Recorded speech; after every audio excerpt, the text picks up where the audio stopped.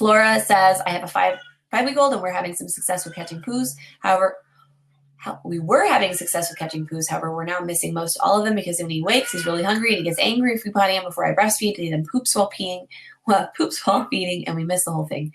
I'm finding it really awkward and almost impossible to potty him while feeding. We cue when he goes, whether you can push really hard and come on in. I'll feed him. Yeah, he was crying and he just ran into the phone. I'm ready. Mommy, can we have ice cream now? I told you after we pick up Kaiva from school. No, later.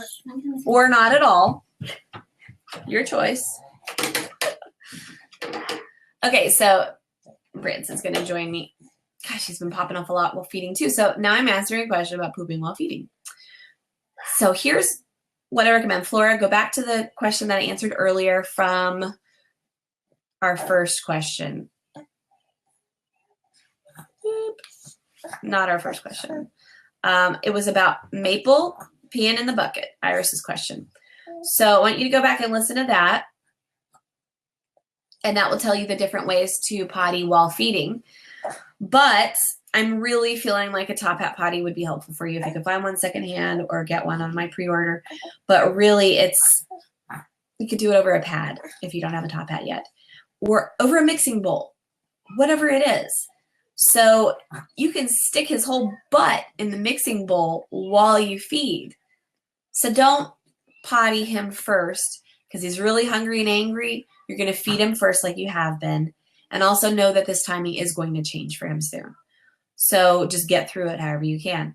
If you feel guilty about him going in his diaper, you don't want to have to clean it up, potty him with his butt in a bucket, his butt in the mixing bowl.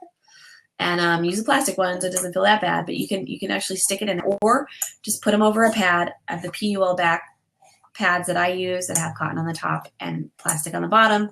Yes, you'll have to wash that, but it'll be a little bit cleaner. We cue when he goes, whether on the potty or the changing mat, but only once he's actually going.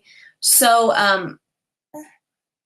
yeah, if it's too awkward and impossible to potty him while feeding, then just don't right now, and just know that eventually he will. If he pops off during feeding, you can pull him over to the potty and do it then because he'll understand. If it's too impossible and you guys are feeling a gut instinct against something, don't do it. It's fine. It's not going to ruin it. You don't have to do this perfectly, ever. You can't do it perfectly. It's quite impossible.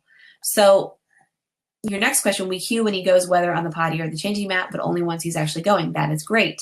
So you're building sound association perfectly well. And you can do that while feeding too. So how long until you can cue him first and then he goes? Well, I use cues when it helps.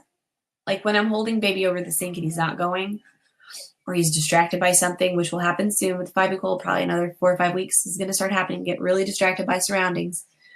Then you can cue and make the noises that he'll remember.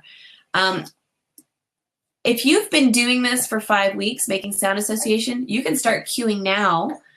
And if he needs to go, he'll go. So you've done enough sound association where he probably gets it by now, if you've been doing it for 5 weeks. If you feel like you need to do it some more, fine, but experiment. I mean, you can cue him when he's in position because that means it's okay to go. If I notice that he smells like I smell a poop that's pending or impending poop, or if I just know it's gonna be time, or if I just feel like a sense and intuition that he needs to poop, I will grunt to help him to relax, to understand that it's okay to poop right now too, or to encourage it. So you can experiment with cues. They don't have to be done perfectly.